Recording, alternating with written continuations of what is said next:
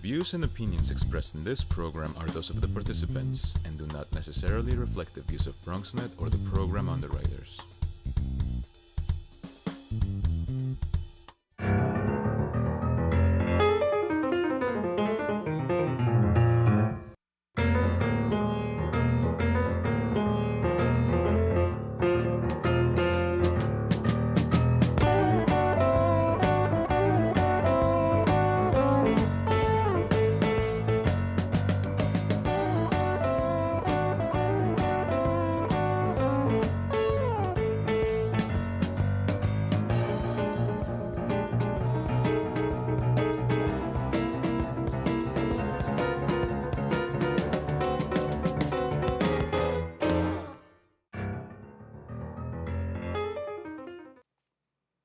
Good evening and welcome to BronxTalk. Tonight's guest spent some of last week and this past weekend in Puerto Rico assessing conditions 1 year after Hurricane Maria devastated that island. He has some pointed words to say about what he's seen and the federal government's recovery work. Also, he's expressed concern over the city's response to the incidence of Legionnaires' disease at the Fort Independence houses, which are in his district, and he's worked hard on supporting community boards during the last city budget negotiations, and we'll talk about that too. We might also talk about crime and crime numbers and youth activities, things that always interest tonight's guest. Please join me in welcoming back to BronxTalk the councilman from the 14th City Council District, which includes the Bronx neighborhoods, he knows them, Claremont Village, Fordham, Kingsbridge, Marble Hill, Morris Heights, Mount Eden, Mount Hope, and University Heights Councilmember Fernando Cabrera. Welcome back to the program. Well, thank you for having me. Always great to have you. Really, let's roll up our sleeves. Now, you went down to Puerto Rico right after the hurricane to assist in efforts to support the people there, and then went back a year later. Why don't we start with what you saw when you went down there? I guess it's literally just over a year ago. You know, Gary, I've been to a lot of disaster sites. I was in Katrina, I was in Haiti, I was involved in 9/11. I was a chaplain working there. But when I went to Puerto Rico, it was an awful scene to be seen. The thing that caught my eye was the lack of federal response. When we went to Jayuya or Utuado, which is in a mountainous area, we didn't see FEMA. I didn't see any soldiers up there. I didn't see any federal response. And the people, to be honest with you, they were the hardest hit. We saw roofs that came off. We saw whole buildings that were destroyed. People were in tears. Signs in the floor, people wrote in the floor, putting SOS, trying to get attention. Like they do it on Gilligan's Island, yeah. to get the plane to notice. Yeah, to get the plane, the helicopter, someone to say, come and help. And look, I came from the Bronx. We brought a group, international first responders, and if we could get there, the federal government could get there. And people were going thirsty, they were hungry, the supplies were not coming in. And so we fed about 10,000 people, and among the trips that we've been down there, we brought water filters alongside with the work that Hispanic Federation, that I have to tell you, they did a phenomenal job. Through the funds that came through the city, constituents right here in the city, we were able to deliver 99 generators to the homes of people who were in medical need. So people who needed to have electricity, because as you know, we have about 3,000 people that die as a result of what took place there in Puerto Rico. You know, if you look at media coverage right now of what happened, the latest reports I read were that people in the regions that you're talking about, in the most remote regions, are the people who have been basically, for want of a better term, ignored, because it's kind of easy to deal with metropolis, relatively easy, nothing is easy in this, relatively easy to deal with metropolitan areas and places where people, you know, are really densely populated. But in those regions, as you said, you've got to travel to those regions. Absolutely. About how far out was the region that you got to?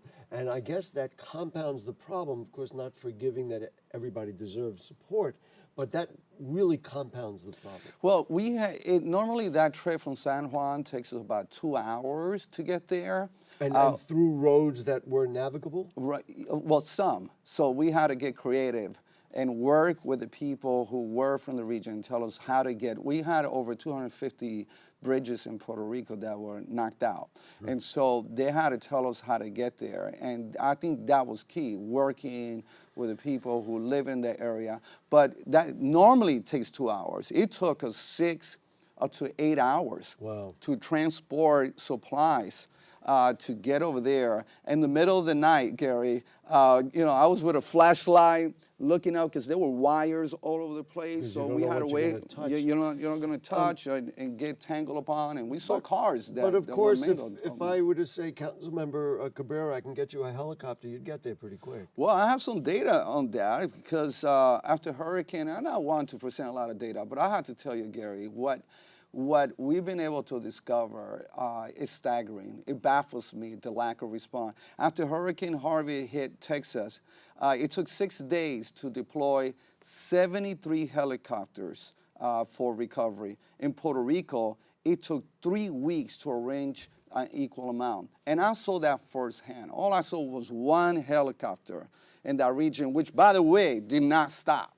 I'm talking about weeks later, they had yet to stop in the area where people were hurting, people were crying, people felt hopeless. Look, it's more than just food. It's more than just water. It's the human spirit that begins to decay and deteriorate in terms of that hope. And hope is what keeps people alive. People have real lives. I mean, let's be fair. They want the kids to go to school. I mean, if they don't go to school for a year, that's a significant thing. And I will relate a personal thing on a much smaller scale. We had the blackout here in New York. Absolutely. And I remember looking out my window. I live on an upper floor, and I remember looking out my window and seeing total darkness and thinking of how vulnerable we were at that particular moment. And of course, you think about terrorism.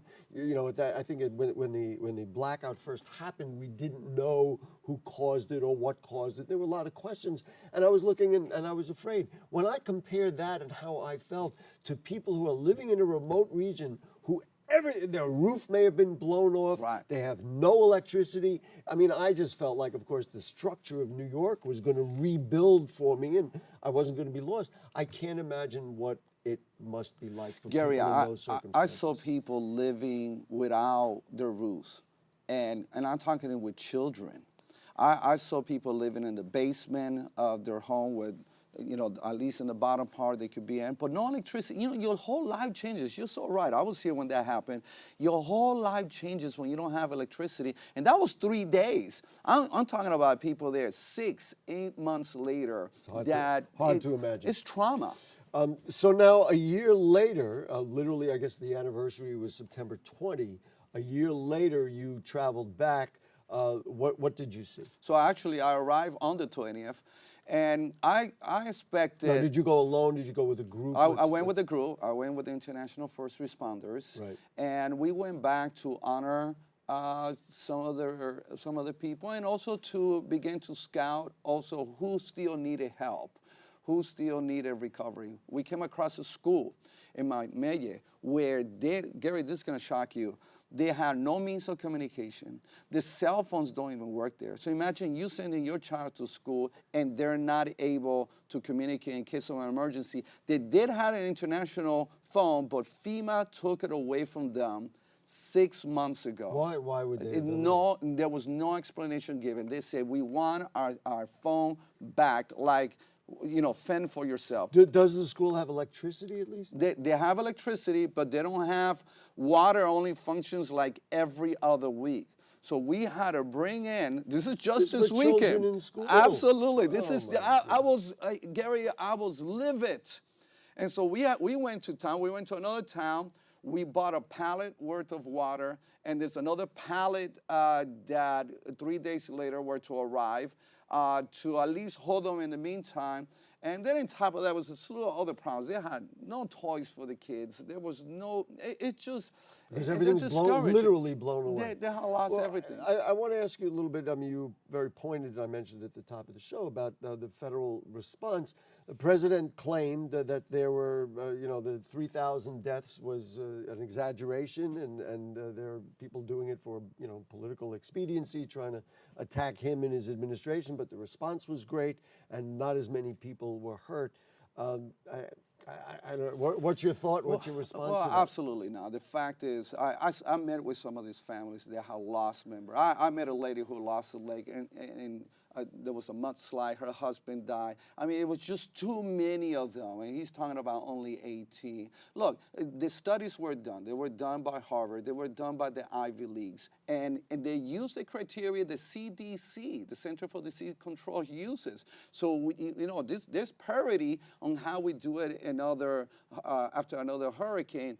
The fact is, he fell. He fell, and always. I mean, we're talking about the tarps. We only have 5,000 tarps. That was one of the tarpaulins. Yeah, those blue tarps that you put in. So you could put it on a roof or cover a window or something like that. And in the same time, Texas had 20,000. They only got 5,000. I have to tell you, and I'm a pastor too, if it wasn't for the faith-based community and these organizations that came like Convoy of Hope, Samaritan's Purse, it would have been a lot Even worse. Absolutely. I have to defend, I may not be a pastor, but I'm religious about how I feel about the Bronx. And I know you will recall that once the borough president, I think he worked with the Hispanic Federation, I don't recall specifically, and they asked Bronxites to donate. We had a gymnasium filled with clothes and all goods and everything else, and it actually overflowed, and they almost didn't know what to do with it. So hats off, of course, to our people in the Bronx. But right now, it sounds like the need is not quite as great as it was a year ago, but it's still pretty strong, isn't it? Yeah, and you have people that are still fighting to get FEMA help. I met a gentleman whose wife was sent to Boston. She has cancer. And because he had to be with her for some months, and they say, well, you were not in your house for 6 months, we are not going to give you FEMA help.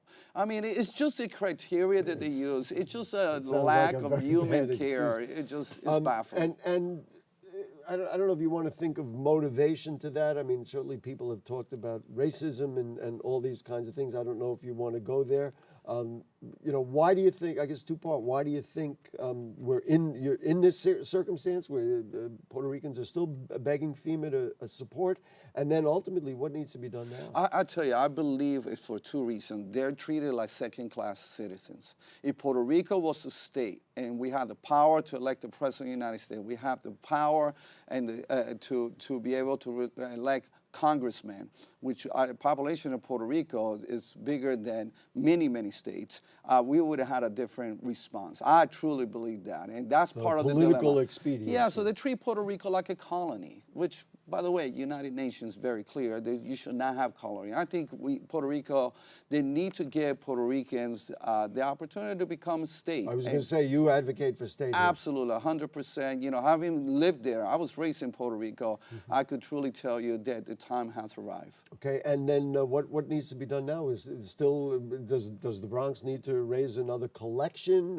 What do we advise people to do? What I advise people to do is find some reputable organizations. Hispanic Federation. The Hispanic Federation, 5-star. I have to tell you, they are focusing on the needs all across the island. It's just not one part of the island, and they're working with the nonprofits over there. Mm-hmm. Anything else you want to tell us about the trip? Because we obviously have some local issues we want to deal with as well. Well, I would say that we need to continue helping because the fact is, Puerto Ricans in Puerto Rico are feeling the support of New Yorkers, and people in the Bronx and throughout New York City should be very proud of the fact that they've been there, they're showing up. 90% when it comes to help is showing up, and we did. We did, and I guess we're going to still need to, certainly. Let's talk much more locally about community boards. Now, you got a 42,000 plus increase for each community board, almost twice as large as the increase, I guess, 2 years ago. Why community boards? Why is that important? What?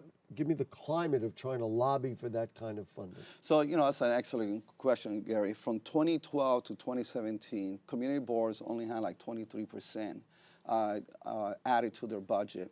Some community boards are bigger than what council members cover, and they deal with constituent services. They serve as an advisory role in the ULURP process. They have many, many responsibility, and it's as grassroots as you're going to get. But we have to fund them. As a matter of fact, in the next charter revision, what I'm encouraging for next year, the one that the council is going to do, is to be able to have community boards have their own budget. There are people there who haven't had a raise in years, and it's just not fair. The people who are on the front line doing the work. What do you want that money to go to? $42,000 is not going to is going to do something, but in your mind, what should it be used for? Well, it could be used for anything that they want to use, as with except of salary, because it came from the council. If it had come from the mayor's office, they could have used for salaries. But right now, the community boards are getting very innovative. They're working with nonprofits. They're setting up park events. They're doing giveaways. They are able to express their mission through this funding, and I tell you, the slew of activities that they're doing, the impact is being felt even in a greater way. So I'm really excited about this.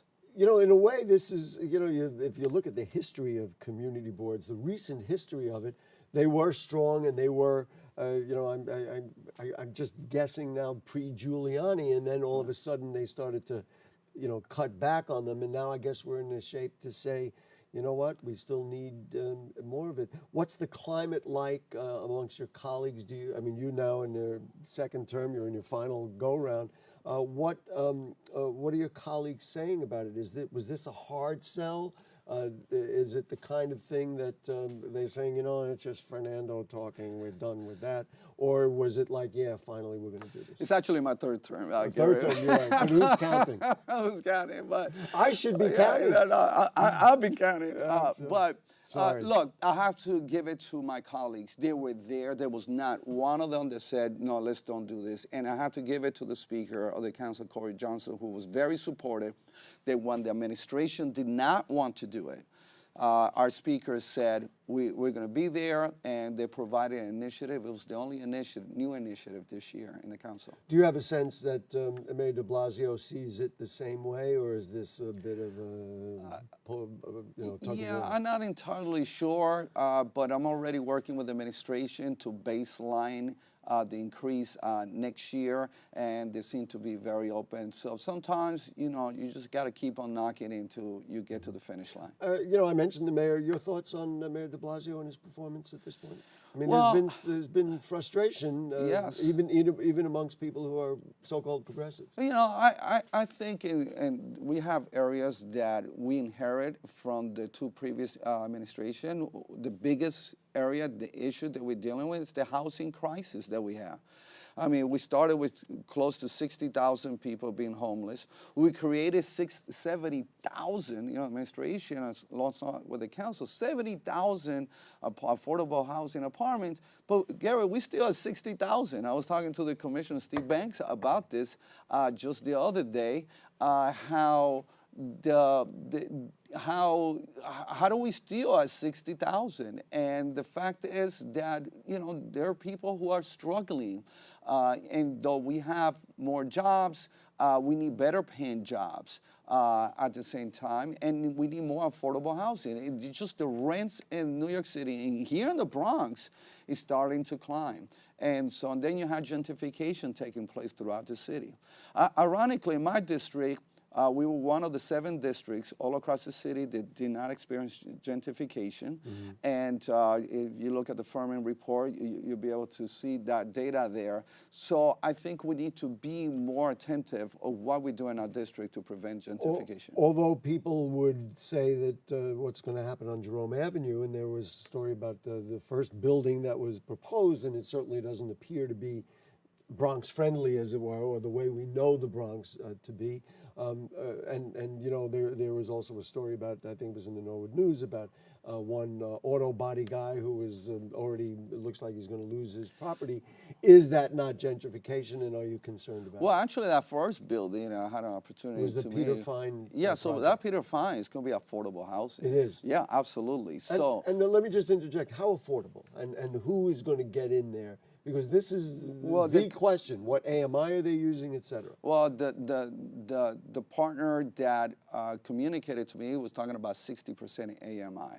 And so we're looking at something that it is affordable for our people in our district. And so it's the first project. Look, I foresee in that district, in that rezoning, that most of the buildings there are going to be affordable housing. I mean, it's just an attractional venue for developers to get the funding that they do in HPD. I don't see the taste, and I haven't seen that one project yet saying I'm going to go to a bank and just have market rate there. I haven't seen that yet. So, I know there was that concern, but I think myself and Councilmember Vanessa Gibson, we work very closely with the administration to be able to prevent that. What do you think about, and I do want to get into some of the crime numbers and things. We're practically already out of time. I hate that. But what do you think about Alessandra Biaggi defeating Jeff Klein and what appears to be a progressive movement, some calling it a blue wave,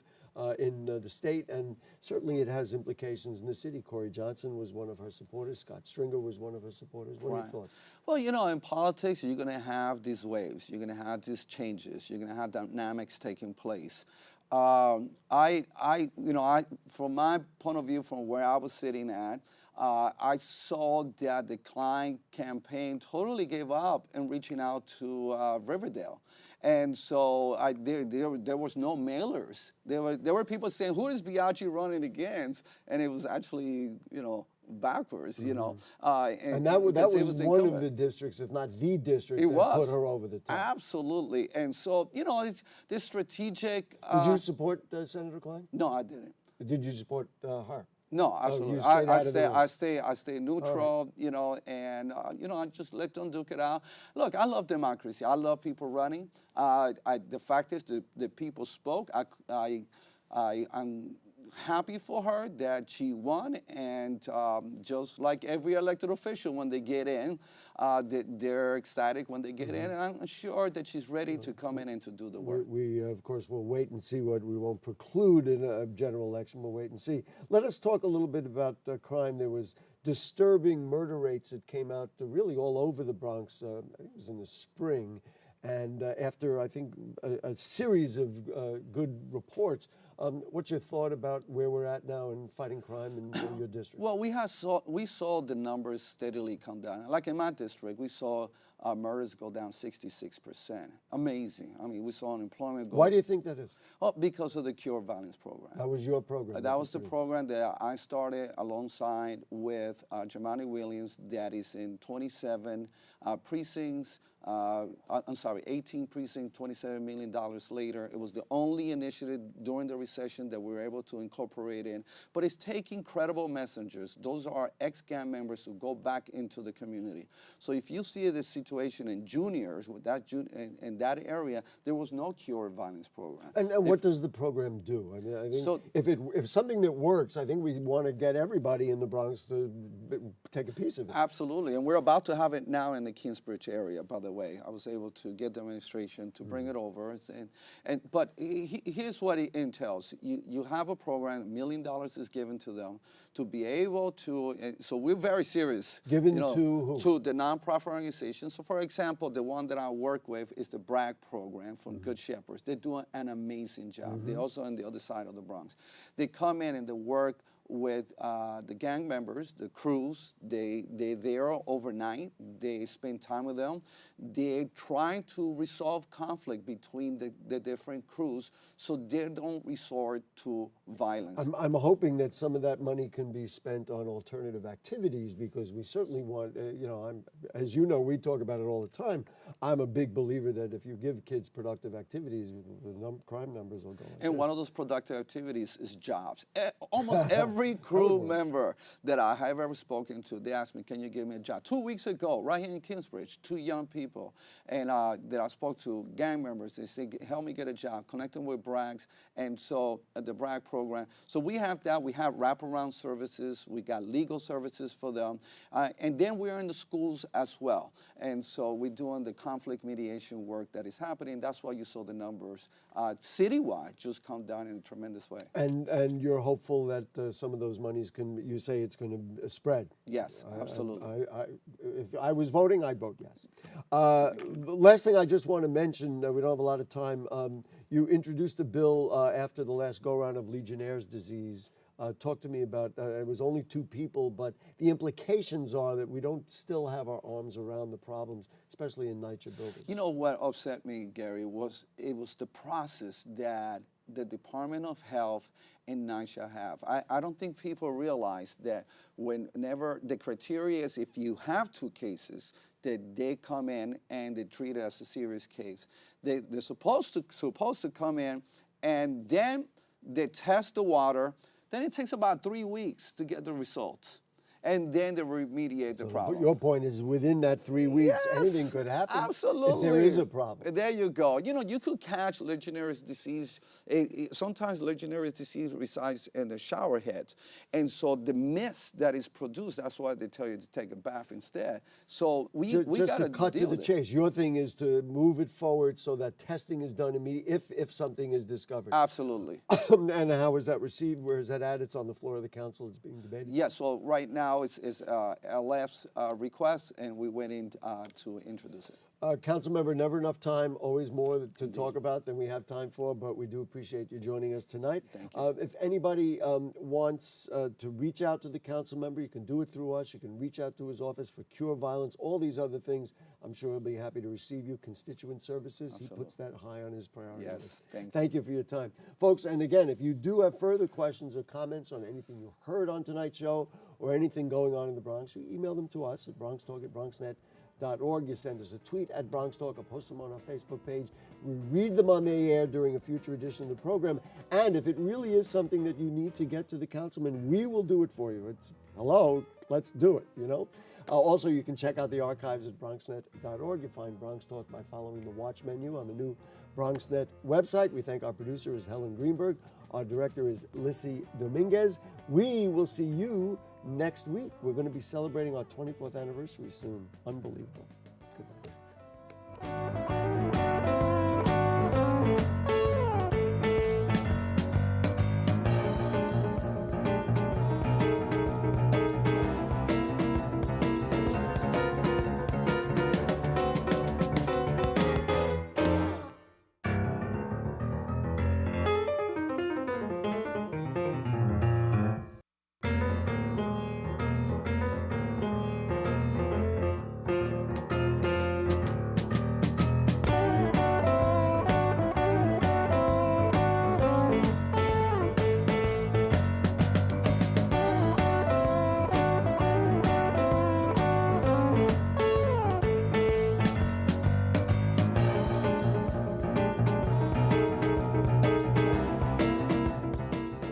I'm David Gomez, president of Eugenio Maria de Hostos Community College of the City University of New York.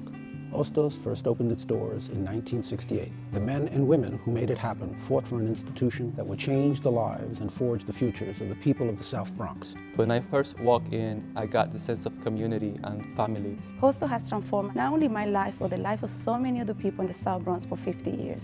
I am honored to serve Hostos as we celebrate our 50th anniversary and prepare for another half century.